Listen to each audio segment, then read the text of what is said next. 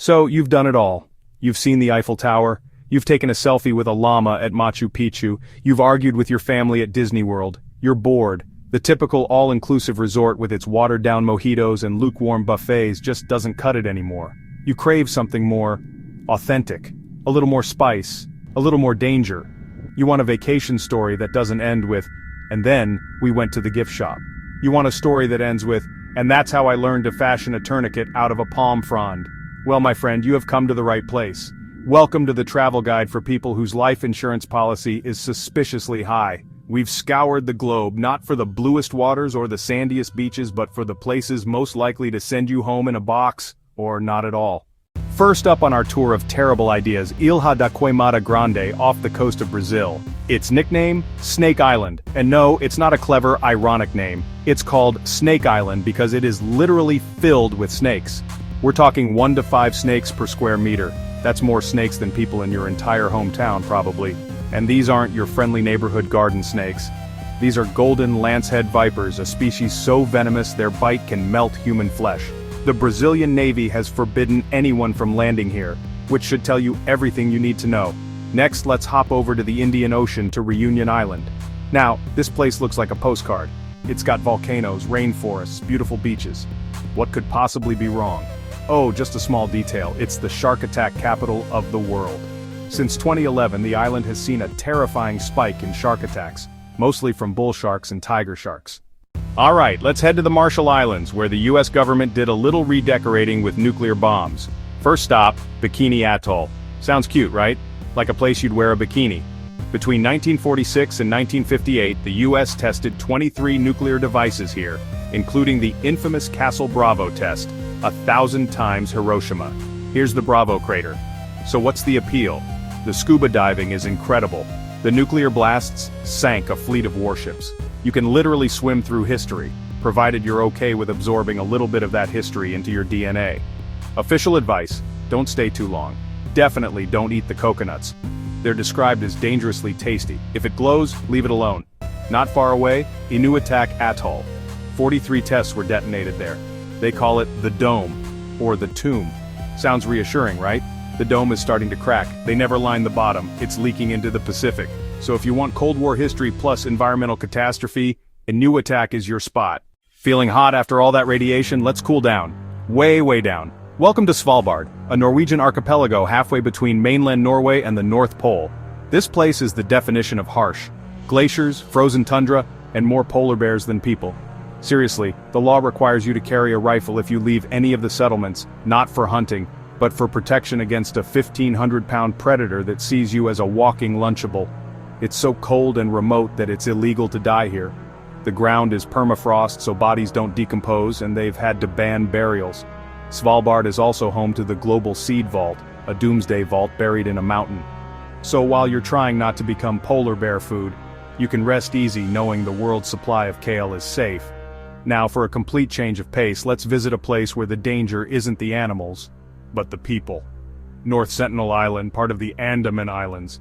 They are home to the Sentinelese, one of the last uncontacted peoples on Earth. How? By greeting any and all visitors with a volley of arrows and spears. The Indian government has declared it illegal for anyone to go within 3 miles of the island, both to protect outsiders from the Sentinelese and to protect the Sentinelese from modern diseases. If you thought snakes and sharks were bad, let me introduce you to Ramree Island in Myanmar. This place holds a Guinness World Record, but it's not for the most beautiful sunsets. It's for the most fatalities in a crocodile attack. During World War II, about 1,000 Japanese soldiers were forced to retreat through the island's mangrove swamps. What they found there was something far worse than the Allied forces. Now, let's talk about Fiji. Fiji, you say? That's a honeymoon destination. It's all beautiful beaches and friendly people saying bula. And you're right for the most part. But Fiji has a rather chewy history. It was once known as the Cannibal Isles. You can even buy replicas of the old cannibal forks in souvenir shops, which is a pretty wild thing to bring home to your mom. Let's head to Scotland, to a little place called Gruinard Island. From a distance it looks lovely, green, lush, and uninhabited. But there's a very good reason no one lives there. During World War II, the British government decided it would be the perfect place to test biological weapons, specifically anthrax bombs. They decontaminated it in the late 1980s by spraying the whole island with formaldehyde and seawater, which sounds almost as bad. From biological hazards, let's move to geological ones. Welcome to Izuoshima, near Tokyo, Japan. Its main attraction is Mount Mihara, an active volcano with a dark past. In the 1930s it became known as Suicide Point.